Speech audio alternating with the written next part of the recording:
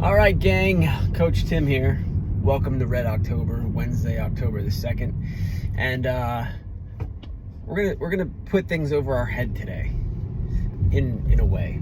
I mean, obviously, in a way. We're gonna strict press today. So, we felt like ramping today. We also just thought this would be a kind of a fun rep scheme you don't often see in strength building. It's just, instead of like 5 threes and 1s, we're gonna go down the old ladder, 5 4 3 2 1. So hey, someone out there in our community is gonna set a new PR for their 1 2 3 4 and 5 rep maxes today. Are you that person? It's not the point. Of course, remember that it's not the point. It's just, this is another movement where we're going to do a little bit of like a midterm exam. We are ramping today. So, of course, when you go from 5 to 1, down by 1, each set is expected to be heavier than the last, unless, of course, you failed at some point, which is certainly not the hope. So, that being said, what is today's WOD? We got a 14-minute AMRAP today.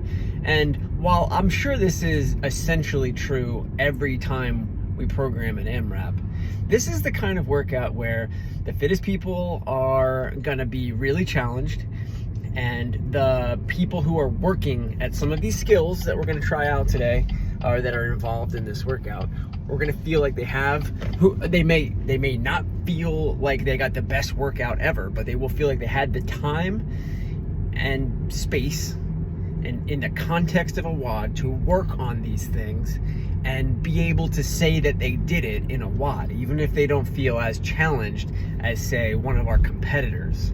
So 14-minute AMRAP, what are we gonna do?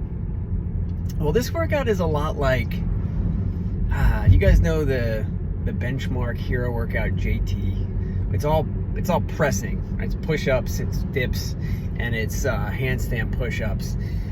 That's all pressing, just on different planes. We've done it. If you recall, last time we programmed JT, all we really did was we did a deconstructed version of JT. So like the same volume, just broken down in different ways, so as to be less frustrating, because it is a frustrating workout. Now today, it's kind of similar in that vein. Now it's less of a get it done workout. This is not a 4-time. This is an AMRAP. So, it'll eventually come to an end for all of us. But here are the movements, and then you tell me what you think.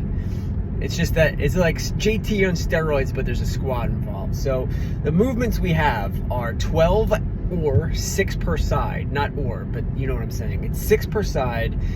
A movement we're going to refer to as, it's an existing movement, but I can't remember the last time we did it. It's a single arm devil press thruster, which means you do a devil press, the devil press that you know and love with one arm. But when that thing is overhead, you better keep it there for a second and get yourself in a position to bring that dumbbell back down to the shoulder and then do a single arm thruster with it. All right. Then I do that same movement, but now with the other arm, until I've accumulated 6 per side. I like this because, okay, it's 12 reps. Really, isn't it more like 24 reps? Because it's like 2 different movements. It's the devil press and it's also the thruster. But this is the movement in today's workout where you'll spend the most time, I think. Even if you're not already great at handstand push-ups and know that you gotta chip away at a set of 10, which is what's coming next. This is the movement where, let's say you do an unbroken set of 12 devil press thrusters. What does that even look like? An unbroken set of 12 still takes like 90 seconds to 2 minutes. It's still a long process. Usually when you think of unbroken, you think of fast. Today won't be that day. So you go from that to 10 handstand push-ups, or, we've programmed these so many times, particularly on Wednesdays over the last several months, that by now you know what your most challenging progression towards that handstand push-up movement is. So go with that, like just immediately go to that, or do a couple on-the-wall handstand push-ups if you can, and then supplement that with an extra amount of, to fill out the gap to 10, whatever else you've been working on that works for you. That's another press though. Like the thruster is a thruster, but overhead, a press overhead. And then your handstand push-up is again a thrust. It's like a thruster, right? It's an upside down thruster using your own body weight. So we're pressing overhead twice in a way. And then the third movement is 8 ring dips, which is another press, right? We're pressing down against gravity. We're pressing ourselves away from the ground with those rings. So you'll feel it. Now I'll say this, like having done it, I never really feel like, especially like the thruster portion of this was taxing my shoulders so much. And the reason I didn't feel that is because 2 things. I like thrusters, first off, but one of the reasons I like thrusters is because I will and can use my legs as the driver, as the primary driver. And if you can do that, then you are saving yourself from this feeling like it's just a press into another press. I don't want the thruster to feel like a big old strict press, right? Certainly we will have already done that with the barbell anyway.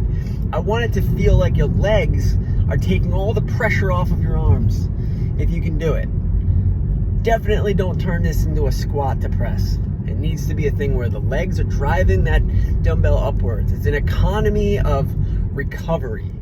It is, hey, my legs aren't really being used for any of the rest of this WOD, so they're kind of fresh and ready to go. Let them be how that thruster works. Yeah, it's still going to include a little bit of shoulder, but let's take some of the pressure off of our shoulders when we do that double press into thruster movement. Just my 2 cents.